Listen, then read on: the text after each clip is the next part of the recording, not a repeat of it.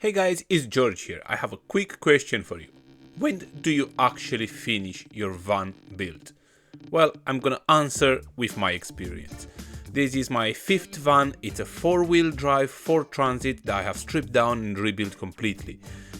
Over the last 1.5 years, I traveled about 33 countries with this van around Europe and a little bit in Turkey and Morocco.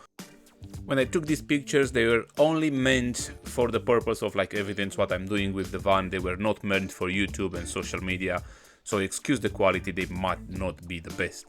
But here we go. As you can see, we stripped it all down. We deal with all the rust and all the bodywork that was not perfect. We painted in this beautiful Raptor paint in 2 colors, which is a really strong paint. We dealt with all the holes and everything it was in the floor from the previous owner, which had some seats fitted. We insulate the cabin area with STP, which is very good for sound and insulation. The rest of the van we only painted with a really thick rubber paint. We added a window with a little opening on the sliding door, and then we cut, we weld, we reinforced the front bar to add a 13,500 lips winch with synthetic rope, which is one of my favorite things on the van. I replaced the front seats with 2 seats out of an old Volkswagen Charan, which already had the swivels on them.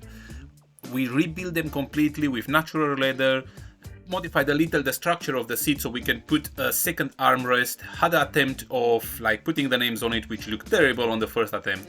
Try again, new ideas, carve into the leather and stitching around it, and that looks beautiful. We also did the steering wheel and some parts of the dashboard, and here the seats are inside. We replaced the steel wheels with some beautiful aluminum ones. We put a little bigger all-terrain tires.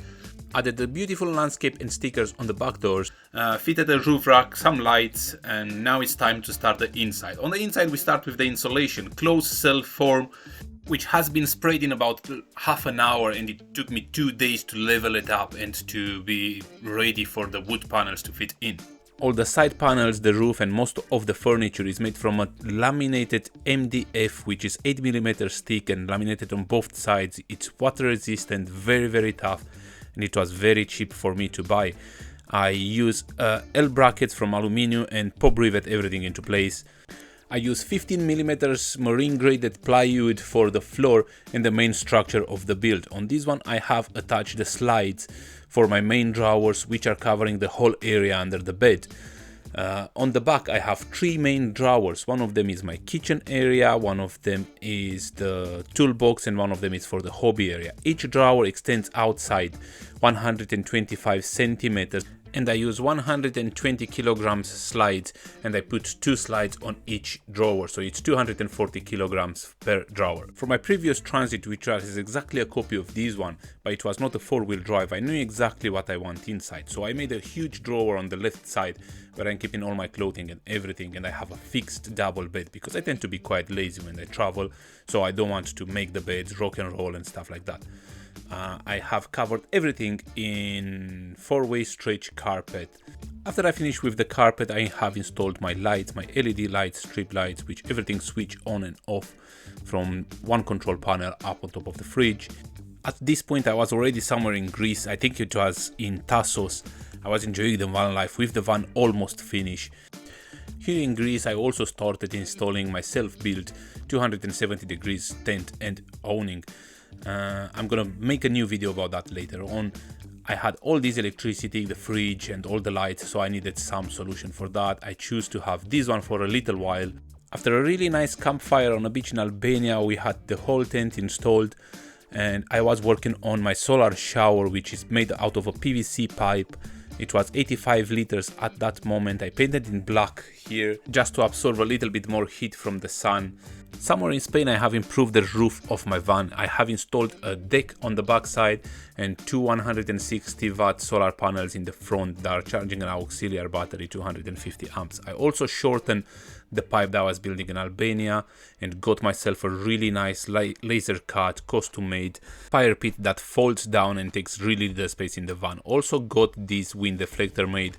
So to answer the original question, I've been traveling for 1.5 years with this van. It's not my first van. I knew exactly what I wanted when I started building this van, but always something changes in your travels.